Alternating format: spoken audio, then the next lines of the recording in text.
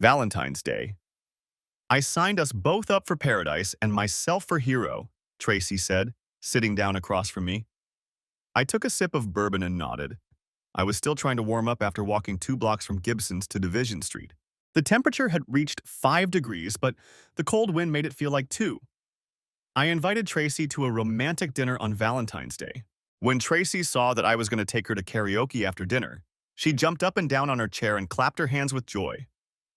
Tracy loved singing in public. Damn Chicago winners, I thought for the millionth time. The Dive on Division bar had opened just a month earlier and hosted karaoke nights on Thursdays. We had visited the bar several times since it opened, but Thursday was our first time there. Division Street in Chicago's Gold Coast neighborhood has long been one of the city's liveliest streets. It had bars and a few restaurants, but it really blossomed after the pandemic ended.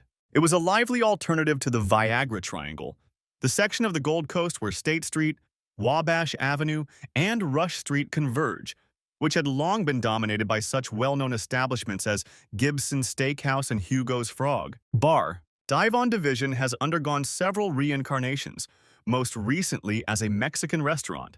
The restaurant lasted just under a year before becoming Dive on Division. Our apartment on North Michigan Avenue was just a block away, so Dive on Division Street, also known as the Viagra Triangle, was our favorite place to go for drinks or dinner. Our daughter Emma usually came with us.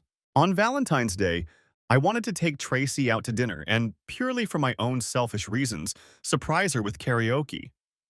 Emma stayed the night with Tracy's parents, Al and Jean D'Amico, who owned the apartment above us and lived there. Nick, the owner of Dive on Division, came up to the microphone and announced that karaoke would start in 15 minutes, and Tracy went to the ladies' room while I typed out the lyrics to the song she had chosen for us. I knew the song as well as I knew my own name, but who wants to make a fool of themselves on stage?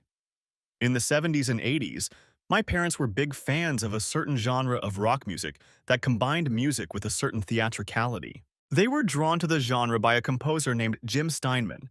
Steinman was not a typical composer. A well-known music producer once told Steinman that he had no idea how to write music. That's why it took Steinman and Marvin Gaye, known as Empathy Cree, almost 3 years to sell their concept album, Bat Out of Hell. One of the songs on that album was called Paradise by the Dashboard Lights. When Tracy was looking for a song for our duet a few years ago, I showed her a YouTube video of Midelo and Carla DeWitt performing the song, and she loved it. That song became our go-to duet song at karaoke. Soon, Tracy discovered Holding Out for a Hero, a song Steinman wrote for Bonnie Tyler for the movie Footloose. A few words about my wife, Tracy Connery, N.E. D'Amico, is simply amazing. She is tall, slim, blonde with a firm butt, the result of daily visits to the gym in our house, and 32 breasts. Tracy earned a master's degree in musical theater from Northwestern University and, after graduating, moved to Los Angeles to become a star. Tracy soon discovered that no matter how beautiful she was, how well she sang or acted, there were hundreds like her. She appeared in several commercials and landed a small role in an episode of the TV series NCIS, Naval Criminal Investigative Service. When she lost the role of dead prostitute number 2, not even just a dead prostitute, in an episode of Law and Order, Tracy began to rethink her career aspirations. She agreed with her parents that they would support her for 2 years in her quest to become a star, but after that, she would either become independent or return to Chicago. 2 years later, she decided to give up on her dream. If I'm going to work as a waitress, it's going to be somewhere I can afford to live without living in my car, she told me. Tracy started working in the family business, and that's where we met. My name is Coy Connery, and I'm the director of fixed operations at D'Amico Lincoln Ford. In other words, I report to the service manager, the parts manager, and the body shop manager. I've been in this position for 5 years, and that's where I met Tracy 3 years ago. She is the only child of Al and Jean D'Amico. There are currently 8 D'Amico Automotive Group dealerships in and around Chicago, the largest of which is DLF in Lincoln Park. Tracy manages payroll for all DAG dealerships from D'Amico's headquarters at D'Amico Porsche Jaguar in Chicago's Gold Coast neighborhood. When I first met Tracy, I was a single father with a 2-year-old daughter and working long hours as part of my job. When Emma was born, I was engaged to my daughter's mother, Caroline. We were high school sweethearts and preferred each other in everything. dating, kissing, sex, etc. Caroline was thrilled to be a mother throughout her pregnancy. However, after our daughter was born, Caroline began to distance herself from both of us. She had difficulty bonding with her daughter and did not want to breastfeed her. One day, after a long day at the DLF, I came home to find our neighbor and landlady, Mrs. Grunwald, looking after Emma. Caroline had left me a note saying she couldn't be a mother, didn't want anything to do with Emma or me, and asked me not to come after her. All her things had been taken out of our apartment. I contacted Caroline's mother, and she asked me to come over and pick up Emma. Caroline's mother took Emma in her arms, hugged her gently, and kissed her on the forehead. She handed Emma to me and told me to leave and never come back. Crying and sobbing, she begged me never to return. I realized that she had chosen her daughter over her granddaughter and that I had to protect Emma. I trusted Caroline and her mother, found an excellent family lawyer, and filed a lawsuit to terminate her parental rights because she had abandoned our child. Caroline pleaded not guilty and signed away her parental rights in exchange for a written assurance that I would not seek child support. Life was tough, but I managed somehow. We lived in a three-family house owned by Mrs. Grunwald, who adored Emma. After her husband died, Mrs. G rarely saw her children and grandchildren, so she took my little family in. She was devastated that Caroline had abandoned us and tried to make our lives as easy as possible. Our rent was ridiculously low for the Logan Square neighborhood, and Mrs. G insisted on looking after Emma while I was at work. My parents had moved to Texas the previous year and offered to help me move, but I was a Chicagoan. Moving to Texas didn't appeal to me. I was 23 years old and had been working as a consultant at DLF for just under a year when our service manager quit without warning. His departure left us in a difficult position, and Al was desperate. I met with Al in his office and offered him a deal. Hire me as service manager on a 6-month probationary basis with no raise. If I don't perform as well as the previous service manager, fire me. No hard feelings. But if I do well, the position will become permanent, and the raise will be backdated to the date of my promotion. The only thing I asked was that it be between us. If the employees suspected that I was a temporary worker, they wouldn't respect me. I'd be fired before I even started working. Al often said that shaking hands on that agreement was the smartest decision he had made since asking Jean to marry him. I was lucky that Al D'Amico saw something special in me.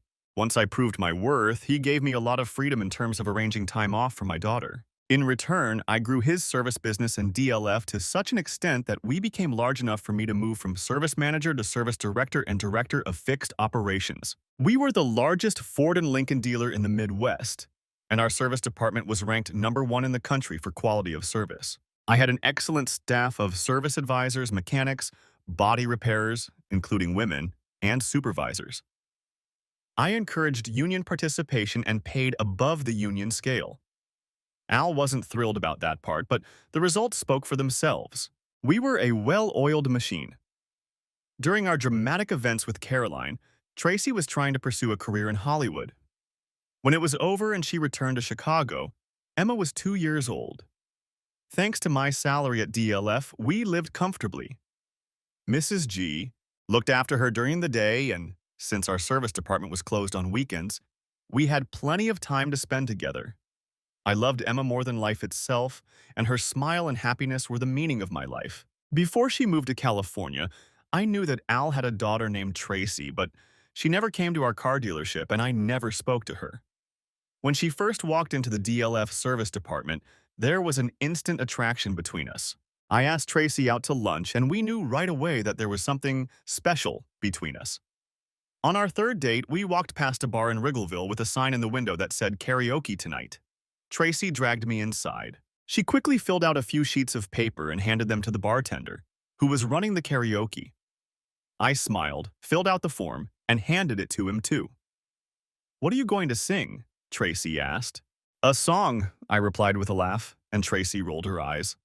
When Tracy was called up to the makeshift stage, she sang an old Cher song, Believe, and she sang beautifully. I knew she could sing and was trying to make it in Hollywood, but I had no idea she was that talented. When Tracy returned to our table, it looked like her nipples were about to pop out of her sweater. She leaned over, kissed me, ran her tongue over my lips, and smiled. "Performing in front of an audience even turns me on," she whispered. Next, I was called to the stage, and I sang Chris Isaak's classic song, Wicked Game. Tracy and I never talked about it, but my parents were good singers. My father was the lead singer in a garage band in college, and my mother sang in the choir in high school and college. I wasn't the best singer in Chicago, but I sang well and could sing in a low register and then immediately switch to the high notes required for Wicked Game. When I sat down at our table after the song, Tracy was breathing heavily and her eyes were wide. She grabbed my hand and practically dragged me out of the bar before the second song started. When the taxi pulled up to my house, she watched impatiently as I fumbled with my keys to open the door. Once inside, she threw herself into my arms, kissing me and wrapping her legs around me as I headed for the bedroom.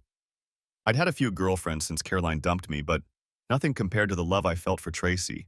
Our first time was messy and rushed, but satisfying nonetheless. It was unlike any of my previous experiences. We made love 3 more times before midnight. When Tracy fell asleep, she rolled over so that her head was on my shoulder and her leg was draped over mine. She snored softly, but I couldn't sleep because my mind was racing with excitement. I was in love. The next morning, we left early so I could drive Tracy home and give her a chance to shower and change. Before leaving, I stopped by Mrs. G's apartment on the first floor to see Emma, while Tracy waited in the car. I almost called the police last night, Mrs. G said. Why? What happened? I asked, alarmed. I hadn't heard anything last night. Apparently, a couple of stray cats were up all night, she replied with a smile, and I blushed with embarrassment. Ever since Caroline left, Mrs. G had been breathing down my neck, demanding that I find myself a nice woman. We dated for 3 months before I introduced her to Emma. Tracy liked her right away, and Tracy, in turn, adored Emma. With her blonde hair, blue eyes, and destiny to be a beautiful woman, Emma could have passed for Tracy's daughter. In fact, most people automatically assumed Tracy was Emma's mother, and Tracy never bothered to correct them. Alda Miko was thrilled that I wanted to marry Tracy. Of course, I asked for his permission, and he couldn't give it fast enough. Tracy was Al's only child, as his older brother had been killed in a carjacking in Cicero several years earlier. He had no children of his own, so the future of Demeco Automotive depended on Tracy's fate. With me as her husband, Al knew that his family's legacy was in good hands. This was very timely because Mrs. G had suffered a stroke from which she never recovered. Her children rushed to get rid of her property and told me they would pay me double rent. Emma and I moved into Tracy's apartment and were soon married. Tracy and I had been together for 3 years and were talking about giving Emma a little sister. We decided that Tracy should have her IUD removed and start trying to get pregnant for real. Today, on Valentine's Day, we went on our first date since making that decision. We were the 4th singers called up to the microphone for karaoke. The music started playing, and the lyrics began scrolling across the screen. But I knew them as well as I knew my own name. I remembered every little detail. It was like it was yesterday. The parking lot by the lake, not a car in sight, and I never had a girlfriend. You look better than you used to. And all the kids at school wanted to be in my place that night. And now our bodies are so close and tight, I've never felt so good, never felt so right. And we shine like metal on a knife blade. We shine like metal on a knife blade. Come on, hold on tight, come on, hold on tight. Even though it's cold and lonely in the deep, dark night, I see the sky in the light of the dashboard. Tracy had seen enough videos of Mithod and Carla DeVito to know all the moves. She knew when to turn her back to me, when to step back with her arms crossed and an annoyed expression on her face, and when to stand with her back to me. I sang my part well. For karaoke, my performance was more than decent. Tracy lit up and got the crowd on their feet. After a few performers, it was her turn again. She sang, "Holding Out for a Hero," and got the crowd on their feet again. When she sat down to rest, I excused myself and went to the restroom. When I returned, a stranger was sitting in my seat, leaning over Tracy. Since the table was for 2, I froze in an awkward position for a second until Tracy noticed I was back. The stranger stood up and held out his hand to me. "Coy, this is Rick Riker. He's in a band, and he asked me to join." I looked at Riker and wasn't impressed by what I saw. Long hair, skinny jeans with a wide leather belt. He had leather straps on each wrist and a long scarf wrapped casually around his neck. He looked to be in his 40s, tanned, with light hair streaked with gray. If he was trying to look like an aging rock star, he was succeeding. "Hi, Coy. Nice to meet you. You did a great job." His smile seemed friendly, and he genuinely admired my performance. Thanks, but we know who the real star in our family is. What's the name of this band? Rick took an empty chair at the fourth table, asking permission first, for which he received special thanks, and sat down. I'm the founder and lead singer of a local band called The Meltdown. We mostly play at festivals, corporate events, and weddings. Our typical repertoire is mostly AC/DC, Guns N' Roses, and so on. We've never achieved the success we deserve given our talent, and I want to change the direction of the band. I had some ideas, but Tracy's performance struck me like a bolt from the blue. Now I know what I want to do with the band, and I think Tracy is the key to success. I leaned back in my chair and thought about Rick Ricker. Winters in Chicago are harsh, and summers are short but beautiful. At the end of May, festivals begin in different neighborhoods and suburbs. Live music, beer and wine, artwork, and much more are for sale. A typical festival starts on Friday and ends on Sunday. Live music plays on at least one stage on Friday evening, all day Saturday, and until 6 o'clock p.m. on Sunday evening. Sometimes bands play throughout the weekend, and sometimes only once. Smaller bands perform early in the day, and the last band of the day will either be a well-known local band or, in some cases, a band that was once famous but didn't want to leave and therefore plays at the festival. Local bands are made up of musicians who do this full-time or musicians for whom the band is just a source of extra income. Looking at Raker, it was clear that he belonged to the former category. I looked at Tracy. So are you going to do it? She shrugged. Maybe. You know I love performing. Even weak applause flatters my ego. I want to see his band and see what they're all about. But that's all for now. Riker left, leaving Tracy his business card with his band's name, email address, and website address. Shortly after that, we left too. It had been an interesting evening. The scent of Tracy's arousal lingered in our bedroom. Her thong was wet as I had expected. It had been a very good Valentine's Day. Tracy found a few videos of The Meltdown on YouTube, a few individual songs, and an hour-long concert from last year's Taste of Wicker Park Festival. The problem was that the audience seemed to consist mainly of high school students. Festival bands aren't there to entertain. Their goal is to draw a crowd of people willing to spend money on expensive food and beer, and to lure people with disposable income who are willing to spend it on poorly made art and fake designer sunglasses. 15-year-old boys are not the target audience for a festival. Judging by the sunlight in the concert video, the band performed around noon. Not the best time. It was probably difficult for Riker to find good gigs for his band. Without the fame of the popular festival band, he couldn't get the best gigs at bars, weddings, or corporate events. I didn't really like how Tracy sang with Riker's band. However, I knew that the applause ignited something deep within her. Most people who crave adoration are deeply insecure. Despite Tracy's beauty and talent, she was just as insecure as any actor or musician. She invited Riker to our house to discuss his plans. Riker wanted to go in a different direction with The Meltdown. Instead of AC/DC, he wanted to do more theatrical shows. He knew the songs Tracy and I sang at karaoke, but he had never paid much attention to them. When he got home, he read about Jim Steinman and watched other videos of songs he had written and produced. I was in shock. How could I not know this guy? And M. Lee? I always thought he was just a fat white guy from the past. Thanks to you and Tracy, I saw a completely different approach. Riker wanted to mix a few Steinman songs with some Broadway tunes. I think I'll start with Bat Out of Hell, then move on to 2 out of 3 Ain't Bad, and then Tracy will sing Somewhere from West Side Story. I'd never heard of those songs until you showed them to me in a whole new light. I think you could sing a couple of ABBA songs and 1 or 2 Fleetwood Mac songs. It would be a show that girls would love. And it would attract guys who are the ones who spend big money at festivals. It's not the kind of music I was going to play, but some of these songs are damn good, so I can live with it. And a concert is a concert. Well, what do you say, Tracy? Are you in? Riker was disappointed that Tracy didn't agree right away. She explained that they needed to discuss it and she would let him know. As Riker left, I realized she wanted to say something. I know we've talked about removing my coil and having children, but first I want to perform with the band. How do you envision that? That means you'll be rehearsing for hours every week and then leaving on weekends. You have responsibilities as a father.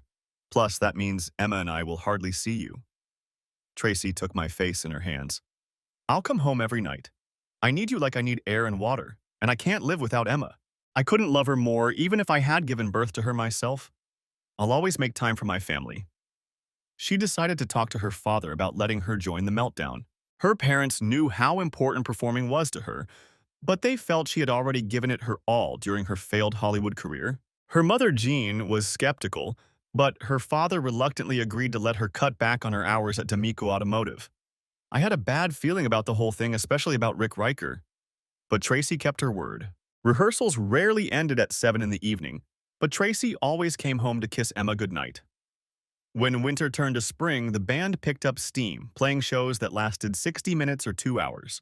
They recorded and posted several high-definition videos on YouTube. Then they sent emails to various festival organizers in Chicago. Interest in festivals was short-lived. There were a few bands that always attracted attention, but there were also many bands that quickly disappeared. The search for new bands was a never-ending process for festival organizers. The band had not yet been announced in the evening program, but the festival organizers liked their new direction. Soon, they were booked for the entire month of June, with most of their performances at 4 o'clock p.m. or 6 o'clock p.m. Not as good as the coveted 8 o'clock p.m. slot, but much better than noon. The Meltdown Festival took place every Saturday and Sunday. Some weeks they played at the same festival both days, but most of the time they played at different festivals on different days. In June, they only had one gig on Friday evening. On Friday evenings, they could only give 2 concerts, at 6 p.m. and 8 p.m. They managed to book one performance at 6 p.m., but they couldn't book any at 8 p.m. Nevertheless, things were looking up for the band. By mid-June, the Meltdown was known to everyone. Teenagers were leaving in droves, but women in their 20s and 40s suddenly found a new favorite festival band. On the third weekend of June, Riker got a call that they were moving on to the next stage. The organizers of Taste of Wrigleyville told him they needed an act for 8 p.m. on Saturday night. Curtis Glow and the Sugarcane Gang, a group consisting mainly of white musicians performing old-school hip-hop, was forced to cancel their performance due to the arrest of Robert Van Dyne, known as Curtis Glow, for insider trading at his main job at J.P. Morgan. That night, the Meltdown lit it up, and the crowd in Wrigleyville was ecstatic. It wasn't just North Side residents in the audience. That weekend was the annual Metro Series between the Sox and the Cubs. People from all over Chicago, as well as Wisconsin and Indiana, gathered at Wrigley Field. But the really important next step came after their performance. 2 Summerfest organizers from Milwaukee attended the event, saw the Meltdown perform, and were so impressed with the band that they offered them 2 tickets to the last Summerfest concert, which was scheduled for July 4th or 8th. Suddenly, Tracy had everything she could have wanted and needed. All it cost her was her marriage. Emma and I went to the first few Meltdown concerts of the festival season, but festivals aren't really a place for a 6-year-old. There was nowhere to sit, so everyone stood. There was very little entertainment for families, so we spent most of our time walking from tent to tent. Emma got a free stress ball from a cell phone operator and a free bottle opener from a water filter company. Then she moved on to the really bad performances by people whose parents had obviously lied to them for years about how talented they were. She was bored, and to be honest, so was I. When it was time for the Meltdown to perform, we took seats near the stage to watch Tracy. It was obvious that she was in her element when she was on stage, but it was strange and a little awkward to see her singing Paradise by the Dashboard Lights with someone else. It had been our song for several years, and she had a certain ritual she followed when performing her part. It was awkward to see her standing with her arms crossed, imitating Riker or standing back-to-back with him while performing the duet. I wasn't sure what to think of the performance. Despite my feelings, Emma didn't like going to festivals, as much as she enjoyed watching her stepmother perform. After 2 festivals, we stopped going. I explained that it was too much for Emma, and Tracy, though disappointed, understood. The group continued to rehearse on weekdays, constantly tweaking their repertoire and adding new songs. As the Meltdown continued to gain popularity, Tracy seemed to drift away from Emma and me. At first, it was subtle. At first, Tracy would fall to her knees when she saw Emma and hug her tightly. Now she would crouch down and just give her a quick hug. Several times I noticed a sad expression on Emma's face. Tracy also seemed less affectionate toward me and more cautious with her cell phone. I've been through a lot, but I'm not naive or gullible. Tracy was probably cheating on me, and I knew that if she was, our marriage was over. I did what any caring husband would do. I hired a private investigator. I met with Lisa Larson, a family lawyer. She recommended that I bring her husband, Paul, into the investigation before taking any legal action. According to Paul, he had served in the U.S. Army intelligence for several years, working in both human intelligence or traditional espionage, and SIGINT, signals intelligence or electronic espionage. After retiring with the rank of warrant officer, which he refers to as CW4, he started his own business. He mainly dealt with industrial espionage, but since his wife specialized in family law, he sometimes ran errands for her. Paul followed Tracy several times from rehearsal to her home and didn't notice anything unusual. He had tracking devices and a voice recorder hidden in her car. We agreed on a time to send the attachment to Tracy's cell phone, which I was able to open while she was asleep. It took quite a while to unlock the facial recognition system, and I was about to give up when Tracy muttered something in her sleep and opened her eyes for a split second. I held her phone at an angle so that it would unlock. I hoped she wouldn't remember me standing over her when she woke up in the morning. I managed to open the email containing the software that recorded all of Tracy's conversations, her text messages, emails, and tracked all the websites she visited. I wondered what I was doing. After all, trust is the foundation of marriage, and Tracy had done nothing to betray it. I had suspicions, but nothing concrete. We still talked and made love. We discussed when we could have another child. We talked about Emma, who would be starting second grade in the fall. In our daily lives, almost nothing had changed. But a wall had grown between us. I asked questions, and she denied or brushed them off. So the only way out I could see was to spy on the woman I loved. A video of the Meltdown's performance at the Taste of Wrigleyville Festival helped me think about it. After an hour-long concert and 2 encores, the band members lined up along the stage and left. Riker and Tracy hugged and bowed to each other. Riker looked at Tracy and kissed her. Tracy looked at Riker and smiled the smile I thought was meant only for me. The next day, I arranged a meeting with Lisa Larson.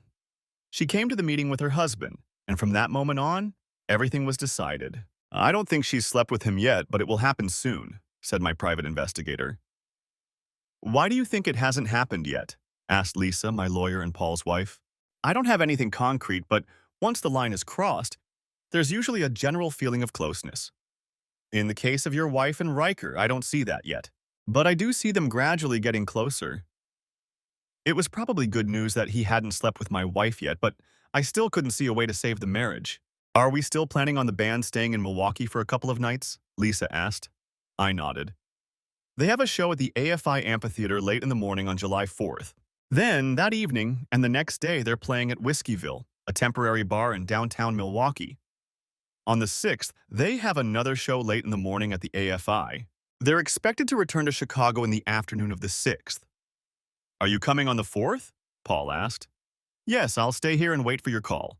After their show at Whiskeyville, I'll meet up with them if they're all together in one of the halls. If not, I'll drive to Chicago and come back on the evening of the 5th. Sounds like you've got it all figured out. I don't even want to know how you managed to sneak cameras into their hotel rooms. Paul smiled. You'll see on my bill. It wasn't cheap. The video footage from their room won't be admissible as evidence, but it might come in handy in negotiations. I still don't think confronting them is the right move. I don't want things to go south, so I'm going to search you for weapons before I let you meet with them. I understand. I don't want to put you in an awkward position. I have a 6-year-old daughter to think about. I can't jeopardize her future. If Tracy is cheating, I'm leaving the marriage. If she's not, we have a lot of work to do in marriage counseling. I can't look at her and not see that big smile she gives Riker at the end of their show. Tracy was on top of the world. The Meltdown had just performed in front of tens of thousands of people. It was the biggest audience they had ever played for, hands down. Called back for 2 encores, the Meltdown got dirty looks from the band that was supposed to play after them. They couldn't compare to them in that performance, and they knew it. The band had time to go to the hotel, have dinner, and take a nap, then head to Whiskeyville for a 2-hour show at 9 p.m. If they were lucky, they'd be back at the hotel by midnight. Tracy felt insecure and didn't know how to spend the evening. She missed Koyu and Emma and knew that what she expected from this evening could end her marriage. But her relationship with Rick was developing faster and faster.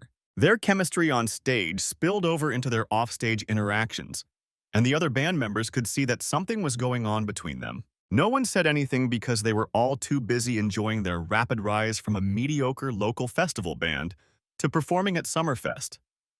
It was a fast and intense romance. After the morning concert at Summerfest, Rick invited Tracy to his room, but she declined.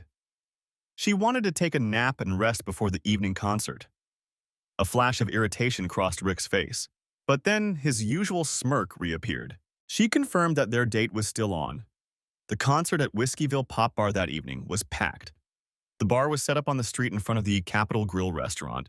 The temporary bar took up the entire width of the street, and folding chairs were provided on a first-come, first-served basis. There was space left in front of the plywood stage for dancing. The band started their set with Paradise by the Dashboard Lights, then moved on to Bat Out of Hell, and immediately followed it up with Fleetwood Mac's classic Go Your Own Way. The crowd was ecstatic and ready to party. It was almost like sex, Rick Riker laughed as he closed the door behind him. I don't think anything can be better than sex, Tracy said, but this reaction is almost the same. Rick hugged her.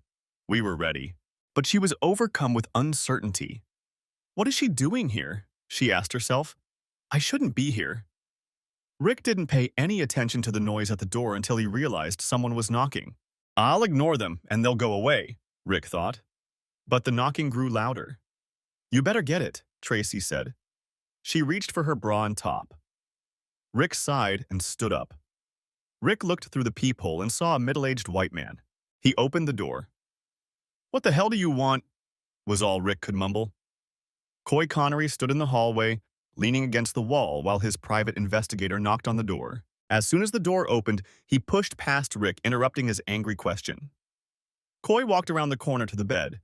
He saw Tracy sprawled out on the bed. When Tracy saw Coy, her eyes widened in horror. No, she whispered almost to herself. Coy, it's not what it looks like, Tracy said, her voice desperate. Really? Coy asked. Then what's going on? After all, it looks like you were about to have sex with Rick. Tracy began to cry and choke. Let me explain, she mumbled. Go on, said Coy. I'm all ears. It was an accident. I didn't mean it. You have to forgive me. Baby, please. Coy shook his head and turned away. Rick leaned against the wall with a defeated look on his face. Coy wasn't the first husband he'd crossed paths with. She's yours now, Coy said to Rick. I don't want anything to do with her. Good luck, Rockstar. That last part was especially painful for Rick. He had been trying to make it in music for decades.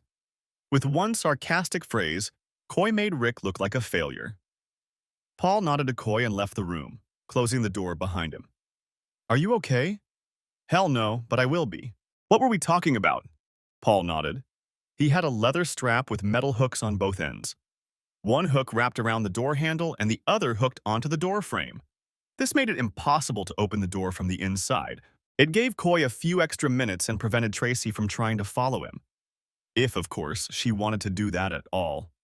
In the parking lot, Coy turned off his cell phone, not wanting to be tracked or contacted. He walked over to the two vans belonging to the group. Taking a pair of metal scissors from his back pocket, he slashed all 8 tires, then got into his car and drove back to Chicago. He exhaled deeply. Damn, he shouted through the windshield. I picked up Emma from the neighbors and started packing when we got home. Fortunately, Al and Jean had spent the night in Milwaukee, so I didn't have to see them. I knew they were in Whiskeyville. I deliberately stayed away from the bar and my relatives, not wanting Tracy to know I was in town. If she was going to end up in Riker's room and he was going to end up in hers, I wasn't going to get in their way. I pulled out all the suitcases and packed up almost everything Emma and I owned. I planned to spend the night in a hotel and meet with Lisa Larson in the morning to give her the green light to file for divorce. The last thing I wanted to do in Chicago was something I feared almost as much as divorcing Tracy. Meeting my father-in-law. I still had an American Express card in my name from when I was single, so Tracy couldn't track me down with it. We had a joint account for bills, into which we both contributed a certain amount of money each month. I took half of that amount. Our house was a gift to Tracy from her parents when she moved to Chicago from California. Tracy could take it. I left only a few of my things in the house, but nothing that couldn't be easily replaced. At the end of the evening, I sent an email to Emma's school, informing them that there was an emergency and I needed to take Emma out of town. Tracy was listed as having full access to Emma and her documents, but she had never formally adopted Emma. We discussed the matter with Tracy, and she was very keen to adopt Emma. We decided to wait until we had a child together and then have Tracy adopt Emma. Thank God I didn't brush this off, I thought. That was one less thing to worry about. At dinner, I tried to explain to Emma that Tracy and I weren't going to get married again. Emma cried and begged me to tell Tracy that I was sorry for leaving. How do you explain infidelity to a child? She eventually calmed down, but as a father, I hated hearing my daughter cry for the only mother she had ever known. I had a restless night and eventually fell asleep for a few hours. When I woke up, I took a shower, got dressed, and then woke Emma up and helped her get dressed. Before leaving, we had breakfast at the hotel restaurant. While Emma waited in the reception area, I had a brief meeting with Lisa Larson. She was saddened but ready to file for divorce. Paul had already told her about Tracy naked in Rick Riker's hotel room. Lisa said she would keep me informed and let me use her computer to type a letter to Al. Our next stop was D'Amico Porsche Jaguar, the headquarters of the D'Amico Automotive Group. Coy, what the hell is going on? I've been calling you all morning. Tracy is hysterical at my house. Al was red and angry. I could see that he was in daddy bear mode this morning. He was protecting his little girl and ready to destroy anyone who hurt her. You need to discuss this with her, I said. I just came to deliver this. I placed the envelope on Al's desk. Al looked at the envelope as if it were a coiled snake ready to strike if he reached for it. What's that? Al asked. He was suddenly very interested in why I had come to his office. Just read it, Al, I said. Al took the envelope and pulled out the letter. It was short. Just one paragraph. Effective immediately, I am resigning from my position as Director of Stationary Operations at D'Amico Lincoln Ford. It has been an honor and a privilege to work for the D'Amico family. Al shook his head. No, this couldn't be true. This was a disaster. Losing his son-in-law, who was also his best employee. The man who was the future of D'Amico Automotive. Tears welled up in Al's eyes. Coy, son, whatever happens, we'll work it out. We'll get through this. We're family. Not anymore, Al. I love you and Jean. Hell, I still love Tracy. But with time, we'll all get over it. We're leaving Chicago. I don't know where, but Illinois is over. I turned to leave. I'll miss your family, I said as I walked out of Al's office. Tracy, Al D'Amico shouted as he walked out of the front door of their house. Tracy's car was in the driveway, so he knew she was home. Tracy Elena Connery, get your ass over here right now. Al growled. Jean ran into the living room. She had never seen Al so agitated. What's going on, Al? Why are you yelling? Where's your daughter? Al shouted. I'm here, Dad, she said, slowly entering the room. His daughter looked terrible. Her eyes were red and swollen from crying. Her hair was a mess. At any other time, Al would have felt sorry for her. Tell me what happened between you and Coy, Al demanded. Tracy burst into tears. Coy saw something he misunderstood and got mad at me. He said he was going to break up with me. What did he see? Al growled menacingly. It's okay, Dad. He got it all wrong. Where did this happen? And you better not lie to me. It was at the Marriott in Milwaukee, Tracy muttered. In your room? Al asked. Tracy shook her head, refusing to answer. She had never been able to lie to her father and couldn't start now. Whose room? Al asked. Rick's room, Tracy replied in a barely audible voice. Did you sleep with him? No, Dad, I swear I never slept with him. What were you wearing when Coy saw you? Al asked. My panties, Tracy replied quietly. Your husband found you in a strange hotel room and you were wearing nothing but your panties. Is that what this is about? Tracy nodded and tears streamed down her cheeks. Oh, baby, Jean said. How could you do this to your husband? Jean looked her husband in the eyes. It looks like Coy stopped him just in time. How can we fix this? We can't, Al said firmly. Of course we can. I know they love each other. They can get through this. We'll help them. Coy came to me this morning and handed me his resignation. Al handed Jean Coy's resignation letter. She turned pale as she read it. Poor Coy, she said. She loved Coy like a son, and Emma was a joy to her. She adored that little girl. The thought of never seeing Coy and Emma again made Jean sit down and cry like her daughter. It's much worse than you think, Al said. Jean and Tracy looked at Al. How could it be worse? Of Dag's 8 dealerships, 6 are barely breaking even, and 1 is losing money every month. Koya's service department accounts for a significant portion of Dag's revenue and has helped keep the company afloat over the past 2 years while the used car market has been struggling. Koya turned the service department into the highest-rated and most profitable of all the dealerships in the Midwest. Al closed his eyes and shook his head. I was going to promote Koya to vice president of fixed operations for the entire DAG. I thought he could get all our dealerships up and running. Now, I'm just hoping we can hang on. The pain was written all over Al's face, and his wife and daughter were crying in each other's arms. 27 months later. Are you and Emma spending Thanksgiving with your parents? Ken Saunders asked. It was the Wednesday before Thanksgiving, and we were standing in the parking lot chatting before heading home. I'd been working at Bullard Motors for just over 2 years. After leaving Chicago, Emma and I went to Texas to visit my parents. 4 years ago, they had moved to Franklin Farms, a gated community for people over 55 with a golf course east of Dallas, Texas. The pandemic changed many people's lives. My father had worked at the same company for 30 years, and when the pandemic began, the entire company switched to remote work. It was a new experience for him, but he adapted quickly. His father had always been tech-savvy, so he easily mastered the tools and systems necessary for remote work. Faced with the choice between remote work and commuting to the office every day, he chose remote work.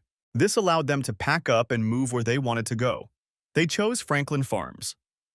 Dad was an avid golfer, and Mom took up pickleball, joined a women's club, and did volunteer work. The golf club had a restaurant and bar, and the club hosted monthly concerts and dances, so they were busy and active.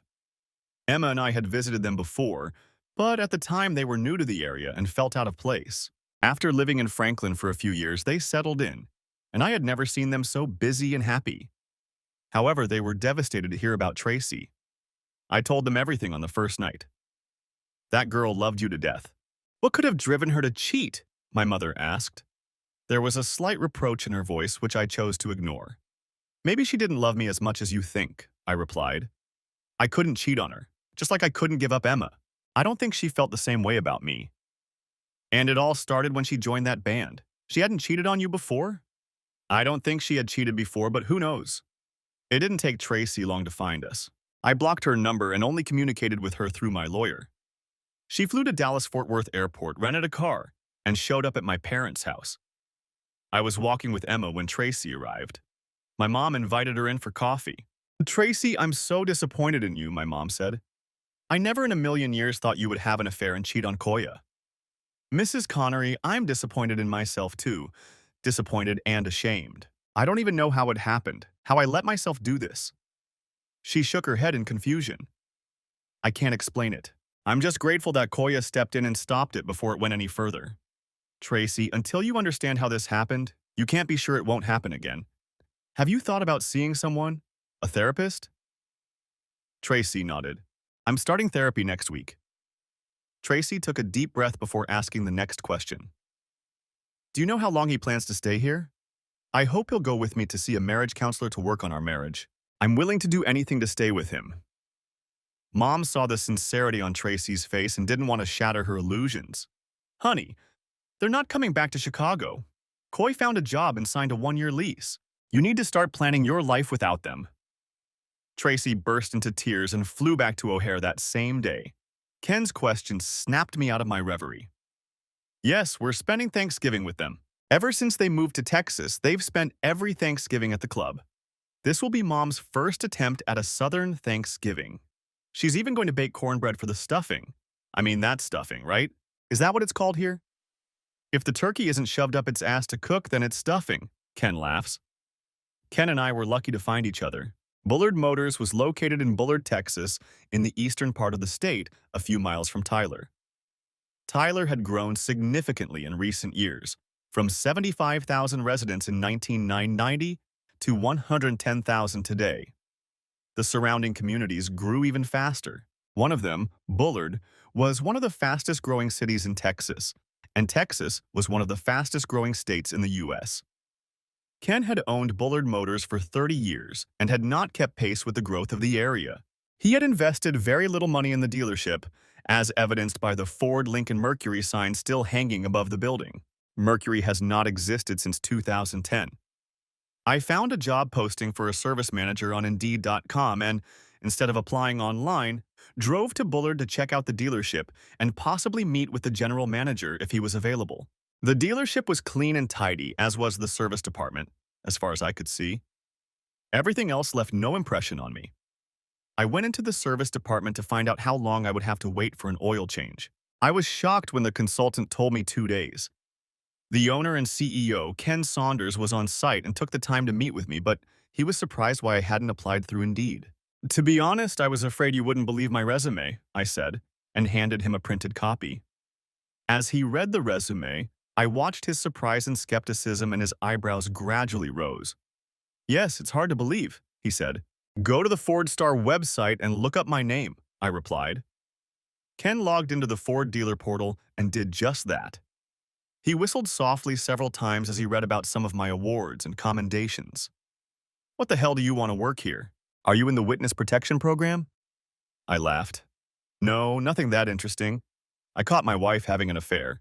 Since my parents now live outside Dallas, I decided to move here. I packed up my daughter Emma's things and here I am. Your wife let you take your daughter? Or did you kidnap her? Ken looked very concerned. Good for you, I thought. Neither. She's not Emma's mother. She loved Emma, but she has no say in the matter. We argued about unfaithful wives, and Ken told me about his own experience when his first wife cheated on him. He's very happy now, although it's been a long road. What would you change in the customer service department? He asked as he showed me around the office. Pretty much everything, I replied. I can turn your company around. I can turn your customer service department into the profit center you've always dreamed of. But, he muttered slowly. Yes, there's always a but, isn't there? In this case, the but is that it won't be cheap. You'll have to get out your checkbook. You'll get me for a lot less than I'm usually willing to accept. But we'll draw up a contract with benchmarks that we'll set together. And when I hit those benchmarks, which I will, you'll pay me. A lot. The following week, I started my new job as a service manager at a company that, after putting up a new sign, became Bullard Ford Lincoln. That was over 2 years ago. I asked Ken if he and Lily were inviting their grandchildren over for Thanksgiving. Kayla and Rob are coming over tonight with their friends, and Ken Jr. and Lisa are already here with the baby.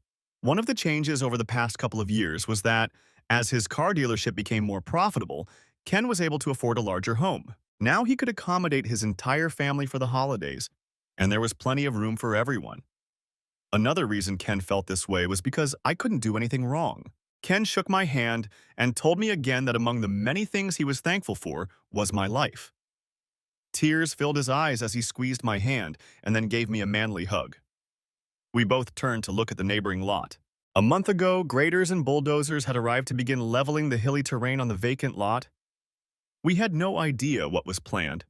The county had issued DCA Enterprises a limited permit, but had not specified the specific use. At this point, they were allowed to level and grade the site, but no other work could be done without a full building permit. At that time, a specific use permit would be issued, and all licensing issues would have to be resolved with the property owner. That would most likely not happen before the new year. Have you heard anything? I asked. Ken shook his head. Nothing. That's what's strange. Usually someone hears something. It makes me think it's probably not Hooters or a strip club. I laughed. A Hooters next door to a car dealership would be a godsend when it came time to hire mechanics. Thanksgiving went well for the Connors. My mom's first attempt at corn chowder was a success, if a little dry. The turkey was juicy and flavorful, and everything was going great until the doorbell rang in the evening. Emma had already gone to bed, and the three of us adults were chatting while watching This Beautiful Life on TV. My father opened the door and returned with guests. Al and Jean D'Amico. Hello, everyone. Sorry to interrupt your Thanksgiving, but I wanted to talk to Cole. I was in a state of mild shock at the sudden appearance of my former relatives. My divorce from Tracy had been final for over a year and a half. Tracy didn't put up a fight or contest anything. She quickly signed everything my lawyer sent her lawyer. She didn't ask for alimony or spousal support. I signed away my rights to the apartment. It was a gift from Al and Jean, so it was only right that Tracy keep it. I wasn't required to attend the divorce hearing and decided not to go in person. Lisa Larson informed me that Tracy and her parents were present at the hearing. Tracy cried throughout the hearing, and after it was over, her father helped her out. For almost 2 years, I didn't hear a word from anyone in the D'Amico family. Hell, for all I knew, Tracy was now Tracy Riker, and there was one or more little Rikers crawling around the apartment.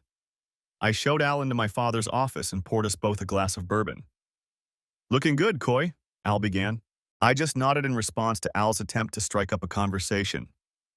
After so long without contact, there was bound to be some awkwardness. "We're in Texas on business, and I thought you and Emma could come visit your parents for the holidays." Al turned away for a moment, and I thought I saw tears welling up in his eyes. "We miss you, son. We miss both of you." I nodded. "We miss you too. I couldn't have asked for better in-laws than you and Jean. Not a day goes by that I don't wish." My voice faltered with sadness at the thought of what could have been but never would be. "I know," Al said. "Jean and I talk about you every day. Even if I could," I said, "I wouldn't want to go back to Chicago. And as much as I loved being your operations manager, I couldn't do it again. Too many memories." "I know. Besides, you have nowhere to go back to. I sold all the car dealerships." I looked at Al with what I'm sure was a shocked expression. The dealership was his baby, just like Tracy. His father had founded D'Amico Automotive more than 60 years ago. "Why? How?" I stammered. 6 of them were breaking even, and 1 was losing money. The only reason I kept them was for market share. Your service department was critical to keeping the business going. When you left, I realized that D'Amico Automotive was finished. We hung on for another couple of years, and that allowed me to sell all the dealerships. DLF was the last one. "God, now I feel terrible," I said. I'd expected Al to hire a replacement for me and for everything to go smoothly. "No," Al growled. "It's not your fault. You had to do what was best for you and Emma. No one blames you for that. Not me, not Jean, and certainly not Tracy." Hearing my ex-wife's name, I looked up at Al. "How's Tracy doing? I heard she married Rick Riker." It sounded more like a question. Al laughed briefly. "Oh, the last time she saw that jerk was in Milwaukee when you caught her on the verge of making the biggest mistake of her life. No, she didn't marry him. Or anyone else. Hell, as far as I know, she's not even dating. And I think that's true, since she's still living at home." "She didn't stay in the apartment?" "She sold it. She took half the money for herself and put the other half into a college fund. Smart. By the time she has kids, that'll be enough to pay for their college education." "You're right. And the first one to use that money will only have 10 years left before college." It took me a few seconds to process that. "Emma? That's her plan." Al emptied his glass and headed for the door. I followed him. "That's a bad idea," I said. "She needs to let go of the past." "Oh, trust me, she needs to." Al stopped to wish my parents good night, and Jean put on a light jacket. "You'll have to get used to 60-degree weather on Thanksgiving," Jean laughed. I knew I looked confused by her comment. "What do you mean, get used to?" I asked. Al smiled. "The reason I came to Texas. I'm starting a new business. We came to look at a house." I looked at Al in shock. "What about Tracy? Is she staying in Chicago?" Jean giggled, and Al looked at her with a smile. "Are you going to tell him yourself, or should I do the dirty work?" "You tell him. He still loves me. I want everything to stay the same." I suddenly felt a heaviness in my stomach. Jean looked at me sympathetically. "Poor boy. I guess you haven't heard that Tyler's school has a new drama teacher this year." Jean looked at my parents. "Tell me, isn't that the singer from Meatloaf?" I spent the rest of the holiday in shock. On Monday morning, I was still excited and felt trouble brewing. I didn't know yet that my day would get even worse. Monday morning is the busiest time at the service center. Cars break down over the weekend, noises and vibrations appear, so Monday is the first day when cars are sent for repair or diagnostics. The cars had to be ready to go. The consultants and technicians had to be fueled up on coffee and working at full capacity, and the service department had to be running at full speed. On Monday mornings, I always tried to be on my toes and help out however I could. I had always been very practical, and that was one of the many qualities that made me a good technician. Ken sent me a text message asking me to come to his office as soon as the morning rush was over, so at 10 a.m., I was already sitting in the chair across from my boss's desk. "I got an interesting call on Saturday," Ken said. "From whom?" "Al D'Amico. Ken replied. I was afraid of that, I said. He came to see me on Thursday. What did he want? Ken picked up his coffee cup and studied its contents for a moment before looking me in the eye. To buy me out. Everything I have. My God, I said. Yeah, I know. He offered me 20% of the current value. You're crazy if you didn't take it. There's one condition, Ken said. What is it? I asked. All the employees have to stay. That's a good condition, I replied. Including the service manager, Ken said. Understood, I said. So if I stay, you get a big check and all your efforts will pay off. If not, you get nothing. I wouldn't say nothing. He's still willing to buy out my share, but the 20% bonus will be forfeited if you don't stay at least a year. The bonus goes into escrow and will be paid to me at the end of the year. Everything else is cash. I have one more piece of news for you. I'm not sure I want to hear it, I said. I found out what DCA Enterprises is doing in this area. D'Amico and Connery Automotive. I asked who from Connery works for DCA, you or your ex-wife. He just shrugged and said, both. Both and both. Does that matter? I ran my hand through my hair in despair. You don't have to say anything right now. Why don't you think about it for a few days and let me know? Whatever decision you make, I'll be happy with it. In 2 years, you've done more for this dealership than anyone has in the last 30 years. Thanks to you, I've been able to pay myself some nice bonuses. I know you make good money, but I want you to know that I appreciate you. If you want me to walk away from the deal and leave everything as it is, so that the two of us can run the shop together, I'll do that. If you want to leave, I'll understand. Either way, I won't hold it against you. Christmas was the quietest time of the year at Bullard Ford Lincoln. Usually, Ken and I would sit in his office and work on the budget and goals for the next year. Since Ken would soon be losing interest in BFL, there was no need to consult with him. Al trusted my judgment completely, and therefore gave me the freedom to set my own budget and goals for the next year. I agreed to stay at BFL for 1 year. That was the minimum Ken needed to receive his purchase bonus. Al and Jean found a house in the Azalea neighborhood of Tyler, a historic area with stately old homes that spoke of wealth. Judging by the fact that Al and Jean had chosen this house and paid for BFL in cash, they weren't in as dire straits as I had assumed. They had just finished moving, were settling in, and getting used to Tyler. I hadn't heard or seen anything about Tracy. I went online and was surprised to find that Tracy had been in Tyler since the beginning of the school year and was working as a drama teacher.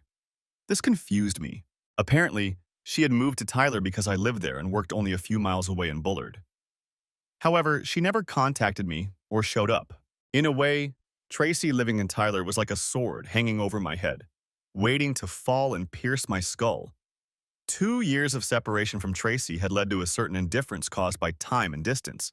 But now, not quite. A week before Christmas, I decided to tell Emma that her former stepmother was living in Tyler. I know, Dad. I talked to her. Hearing those words, my eyes widened. When? Where? What did she say? A few weeks ago, there was a play for us at the high school auditorium. I talked to her then. She hugged me and said she missed me. She said she did something bad to you and that's why she couldn't be with us. Why didn't you tell me? I only found out a few days ago that she lives in Tyler.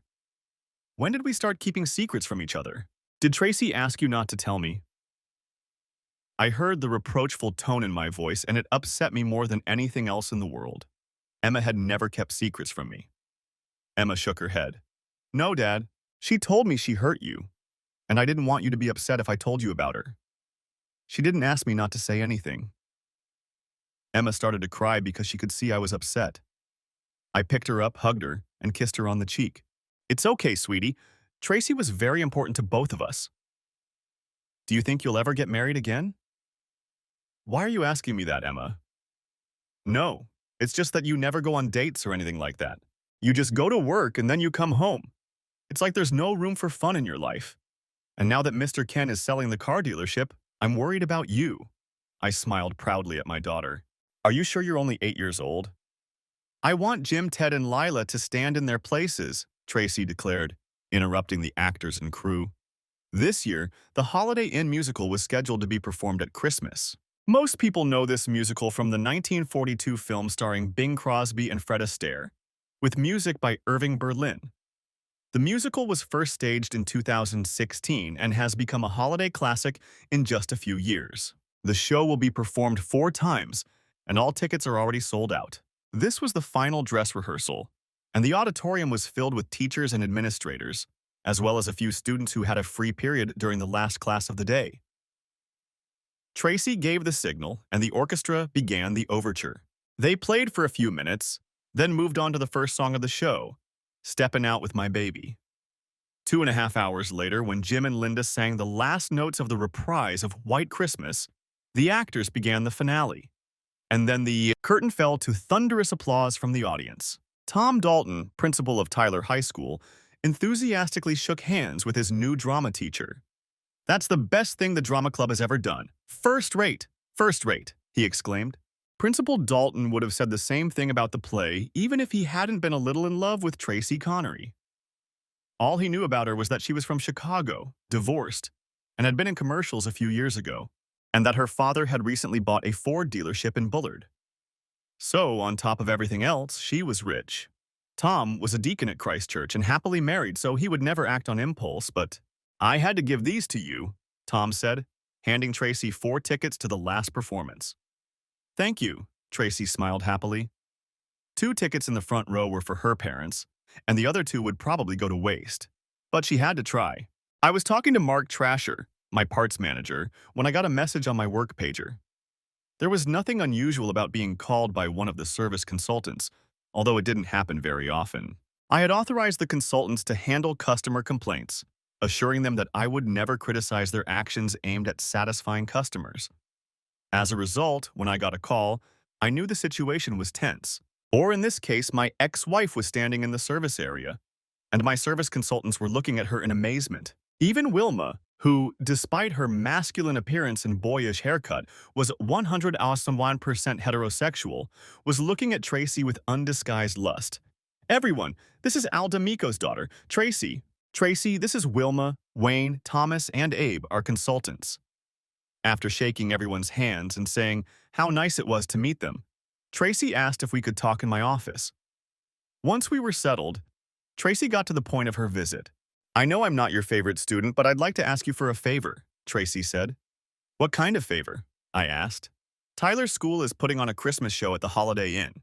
I have front row tickets for the last night for my parents, you, and Emma." I leaned back in my chair. "Tracy, I don't know if that's a good idea. Emma told me she talked to you a few weeks ago. I didn't even know you were in town. And meanwhile, my daughter was keeping secrets about you from me." Tracy looked upset. "Coy, I didn't ask her to do that. I would never ask her to hide anything from you." And she said exactly that.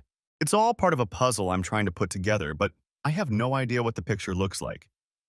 You came to Tyler only because you wanted to get back to me. Your father bought Bullard Ford just to help you get back to me. You've been living here for months, but this is the first time you've come to me. You have a goal, and I know it's to get back to me, but I can't figure out how you're going to achieve that goal. Ignoring me for months. Tracy, what the hell is going on?" Tracy smiled radiantly. "Coy, you know I love you. Ever since I first saw you, I've loved only you.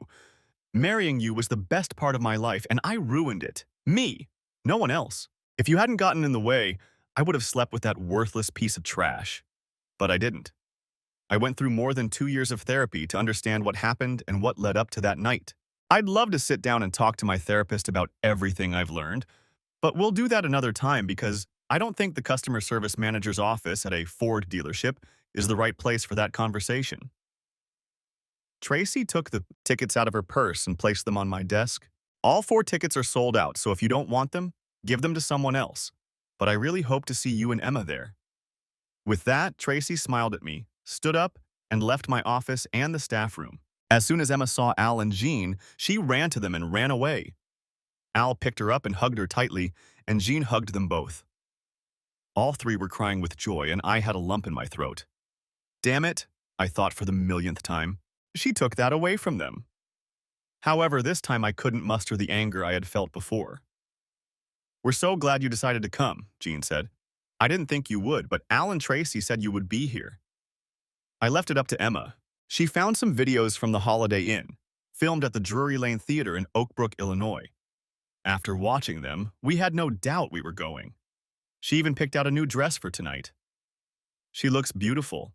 You should be proud of her, Coy," Jean said, thinking, my stupid, stupid daughter. How could she have come up with this? Emma sat spellbound throughout the performance.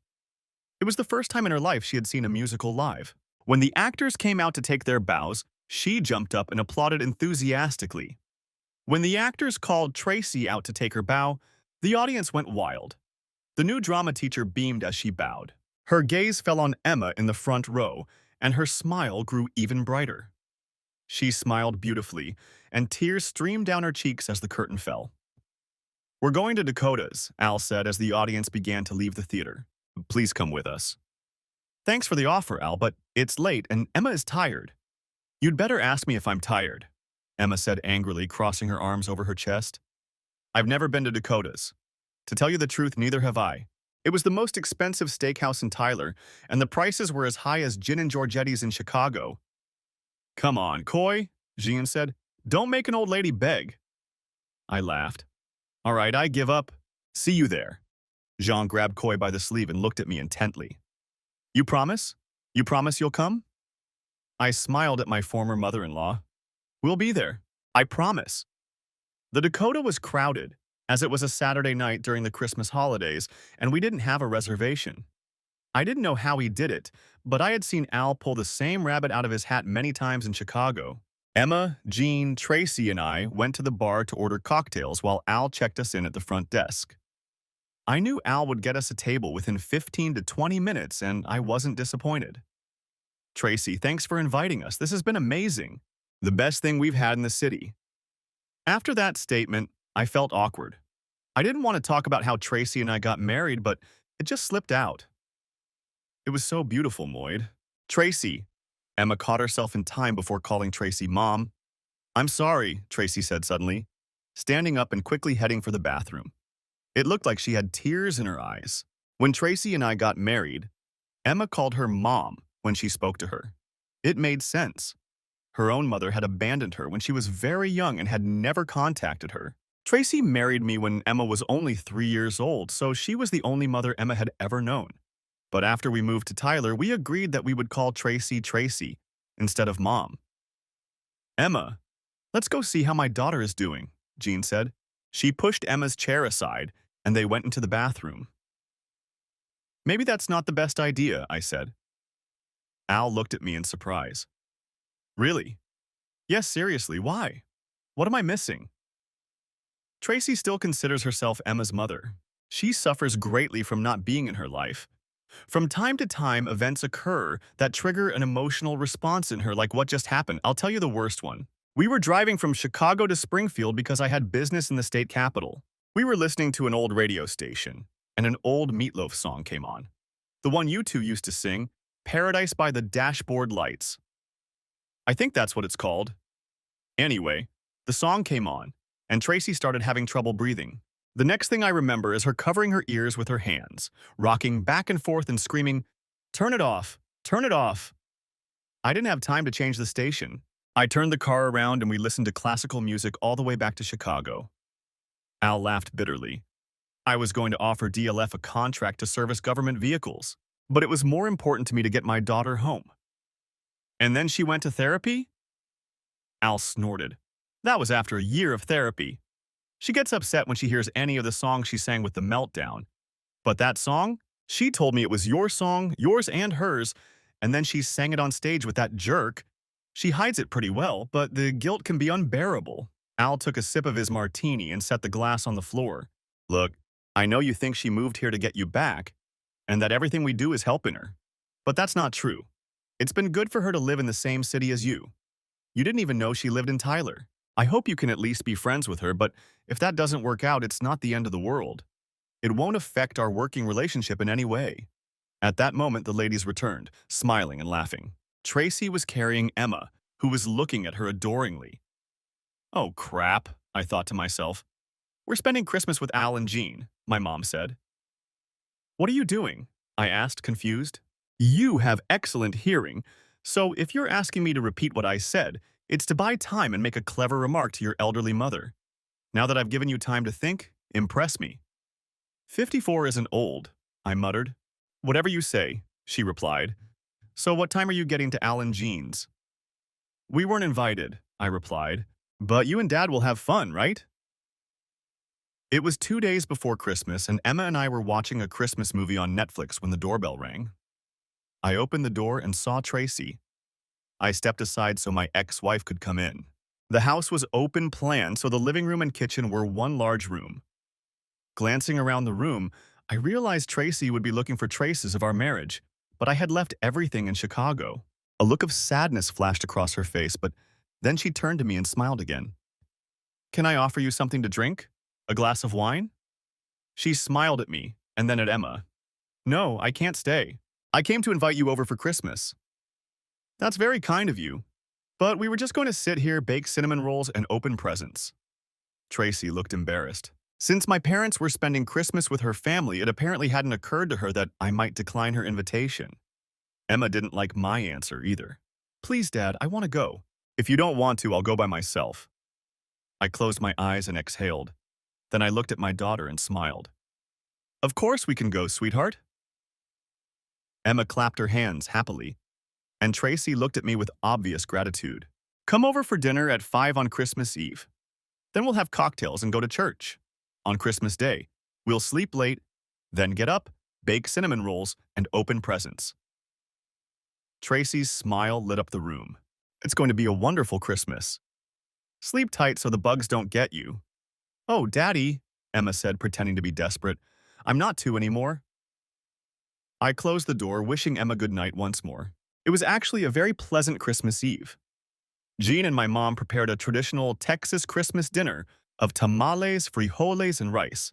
My mom had learned to cook authentic Mexican food at one of the cooking classes at Franklin Farms, so the tamales were made from scratch. I really liked them. We had a glass of single malt whiskey from Al's liquor cabinet, then walked a couple of blocks to First Presbyterian Church where the service began at 7:30. The Christmas Eve service was called Moravian Love Feast.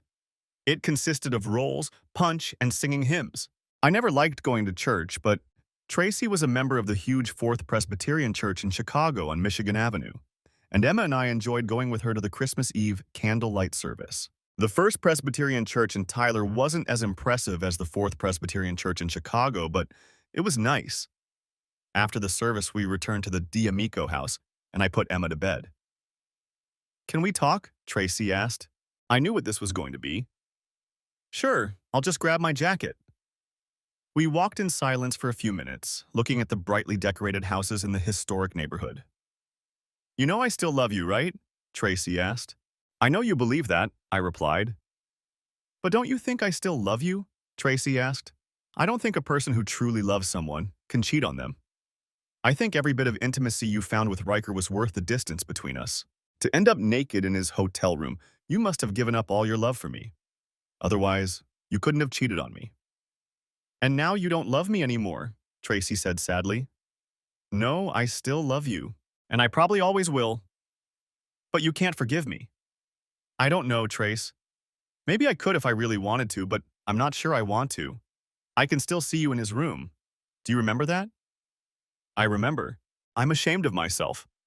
"Maybe you remember, maybe you don't. I can't know that. But here's what I do know for sure. I know how you feel when you're on stage in front of a crowd. You're on fire. You want to be shoved into a mattress. Remember what panties you were wearing?" Tracy nodded. Tears streamed down her face, and I could see her reliving that terrible night. She was wearing the emerald honey birdette set I had given her for our anniversary. "I saw you in that emerald thong, and I know how turned on you get after a performance. Tell me how to deal with this. How do I get this image out of my head?" I stopped and looked at Tracy. Her eyes were wide with horror, and she shook her head. "No, no, it wasn't like that. It wasn't like that."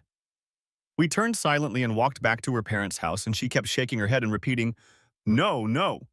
Breakfast the next morning was quiet. Everyone knew that Tracy and Coy had gone out the night before, and it seemed like the outing hadn't gone well because Tracy looked sad and depressed when they got home. The next morning, the presents were quickly unwrapped and loaded into the cars. Everyone hugged each other except Coy and Tracy, who avoided each other. Coy and Emma left first, followed by Coy's parents. Tracy went to her room. The house was filled with a gloomy atmosphere. Her parents could hear her crying, and then even sobbing. They looked at each other helplessly. They wondered if it had been wise to move to Texas. Al thought it was a bad idea, but Tracy had decided to go ahead with it anyway. Jean wanted to be there to support her daughter. Now they were here. They had a big house in Tyler, Texas, and now he owned a car dealership he didn't need. G. The day after Christmas, Tracy met with her parents. I know you tried to be there for me when I was messing up my life. I appreciate that. I do. But I'm just causing everyone pain. I think it's time for me to go. Maybe Europe or somewhere. Jean gasped in shock. Her father, on the other hand, just rolled his eyes.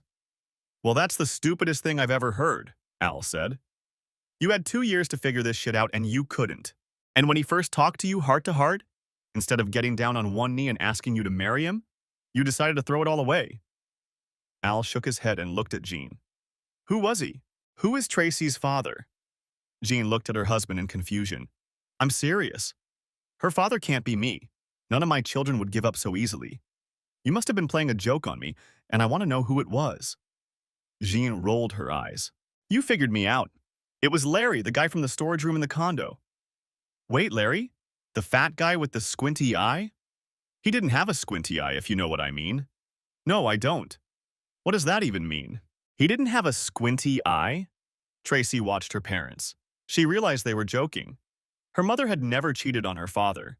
No, only she could cheat on her father, but not her mother. Al and Jean watched their daughter as she thought about something. And then Tracy looked at them with a slightly mischievous smile. I have an idea. It was New Year's Eve, and Shooter's restaurant was filled with a festive atmosphere.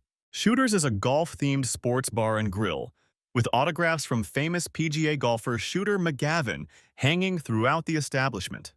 On a typical night, the place was crowded. Tonight, it was packed. Our small group was lucky. Al had a reservation. None of our families were going to New Year's Eve parties. Instead, we went to Shooter's.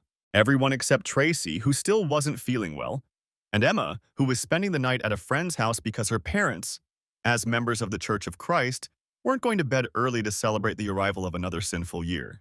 Emma's friend seemed like a nice girl, but her parents were a couple of sticklers. Karaoke? You dragged me here for this? Karaoke? You know how I feel about karaoke. We're here because I got a free pass to this place for tonight with a reserved table. You're not going anywhere else. It's New Year's Eve. It's 63 degrees outside, and every bar and restaurant in Tyler is packed. If we're going to celebrate New Year's Eve, it's either here or we're getting drunk at home. I'm with him, my parents chimed in. I rolled my eyes. Fine, whatever. We had to listen to many painful renditions of Sweet Caroline, Keep Your Hands to Yourself, and Friends in Low Places. Everyone sings the same dozen songs at karaoke and usually pretty badly. I looked at my watch trying to figure out how to get out of this situation. We endured the brutal assault on our ears for about 90 minutes when the familiar synthesizer intro to an old Bonnie Tyler song began to play. Then the singer began, Where have all the good people gone? Where are all the gods? Where is Hercules Street to fight the growing troubles? Is there no white knight on a fiery steed? Late at night I toss and turn and dream of what I need. I need a hero. I wait for a hero all night long. He must be strong, and he must be fast, and he must be fresh after battle. I need a hero. I wait for a hero until the early morning. He must be confident, and he must come soon, and he must be larger than life. Larger than life.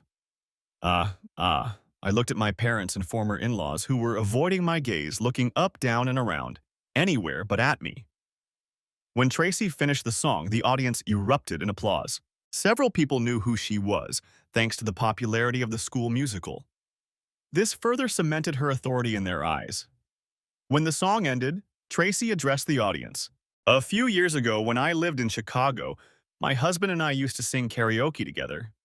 There was one song we sang together. Then I was invited to join a band. Those of you who know who I am may not know this, but I'm a born performer. I love performing in front of an audience and entertaining them. I love the applause and I love being the center of attention. I started singing a song that was special to my husband and me. Together with the lead singer of that band, we became very popular. So popular that I lost myself and forgot what was important to me. By this point, the noise in the hall had died down and it was as quiet as a church. Everyone listened spellbound to Tracy's speech. A confession. It didn't matter. I almost did the worst thing a wife can do to her husband. If my husband hadn't stopped me, I would have crossed the line of no return. He stopped me, but he couldn't forgive me and divorced me. The crowd murmured, and Tracy raised her hand.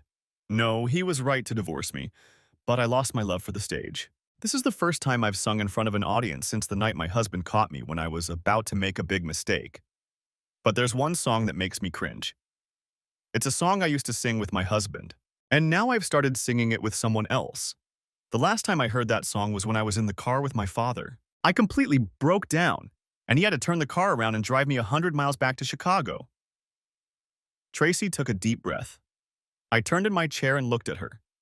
She looked back at me. Coy, I have no right to ask you this, but could you sing it with me? I just want to be able to listen to this song without going crazy.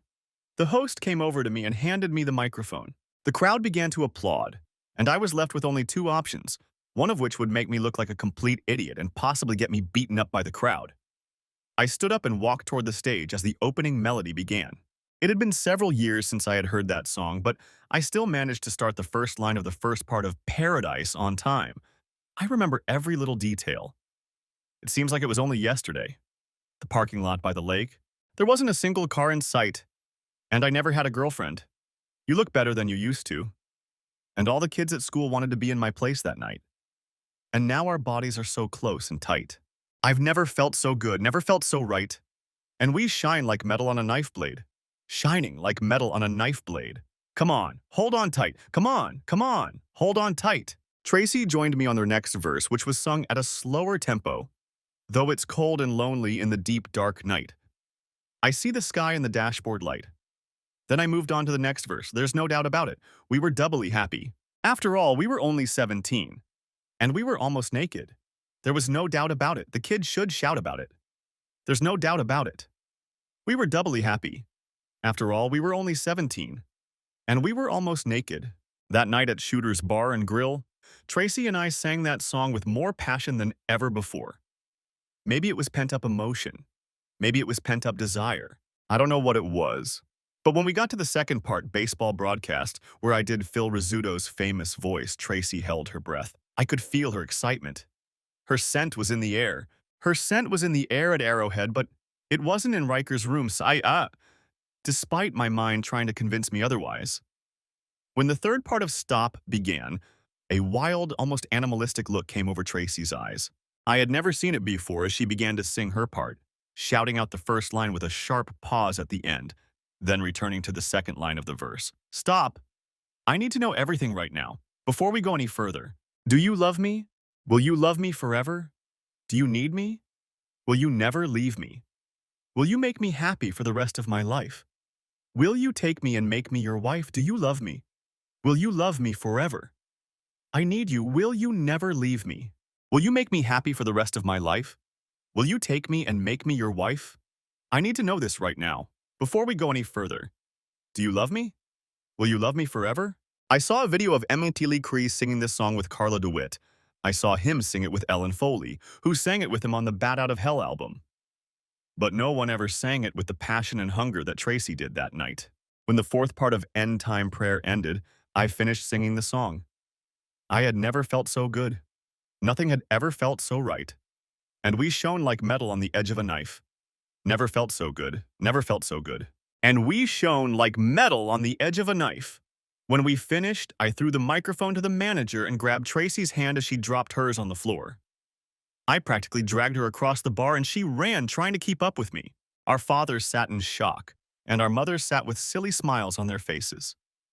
Where are we going? She asked, climbing into the front seat of my pickup truck. Home, I growled, pressing the start button. Tracy nodded. Can this truck go any faster? Tracy asked. When Emma came home from her sleepover, she wasn't surprised to see Tracy at breakfast wearing one of my t-shirts. Did you know I was being set up? I asked my daughter. We had promised each other we would never have secrets. No one told me anything, but I guessed. I didn't think she'd give up so easily. She didn't move to Texas to lie down and die. I just shook my head. It was hard to believe she was only 8 years old. I'm so glad you're here. I'm happy for you, Dad. And for you, too. Her voice trailed off into an unspoken question. I rolled my eyes. You can say it. You too, Mommy, Emma said with a big smile. Tracy knelt down and hugged Emma tightly. We're not going to rush things, I said later. Emma went to bed, and Tracy and I enjoyed a few more rounds of lovemaking. Almost 3 years had passed for each of us. I expected Tracy to be more reserved in the days to come. Of course, she said, nodding in agreement, very slowly. I just looked at her. Do you think you're moving in with us tonight, don't you? Tracy nodded happily. While you were in the shower, I called my mom to pack my suitcase. We still have some things to work out. I don't trust you. We're going to see a psychologist, and you have every reason not to trust me. But you will. What about your desire to perform on stage and be the center of attention? I've recently discovered something about myself. The feeling I get when I direct the Christmas play, it's much stronger than the applause I got when I was performing with The Meltdown. Just a different feeling. Maybe it's a sign of maturity. Maybe I'm just getting older. Maybe I realized what I lost and don't want to go through that again. Probably all three. Directing this musical is what my ego needs, and I'll be happy. But does it excite me? Shooters has karaoke a couple of times a month, Tracy said with a sly smile. I nodded. We'll see. And we did see. Epilogue. Christmas, 1 year later. The Connors were celebrating Christmas at the D'Amico house again. Coy's parents were sitting in the living room with cocktails when Coy and Emma walked in. Tracy followed them in with 3-month-old Bonnie in her arms. Coy and Tracy hadn't made love in so long, and they loved each other so much that they hadn't even thought about contraception on New Year's Eve. They looked at each other, shrugged, and came to a silent agreement. If it happened, it happened. And it really did happen. Bonnie, named after Bonnie Tyler, of course, was the quietest and happiest baby in the world. To that list, one could add smartest and sweetest. Emma adored her little sister and couldn't take her eyes off her when she was brought home. She reminded Tracy and her father of their promise that Tracy would adopt her as soon as they had another child. Coy explained that they had to get married first. Then there would be the adoption. Emma tapped her wrist as if to say, time is running out. When both families sat down to dinner, last year's awkwardness was forgotten. Tracy looked from Coy to Emma to Bonnie, and then to her parents and future in-laws. She was overcome with a wave of happiness. She never thought she would be this happy. She knew she didn't deserve it, but she grabbed it with both hands and wasn't going to let go. Merry Christmas! Thanks for watching. Hope you enjoyed it. Subscribe to the channel and stay tuned for updates.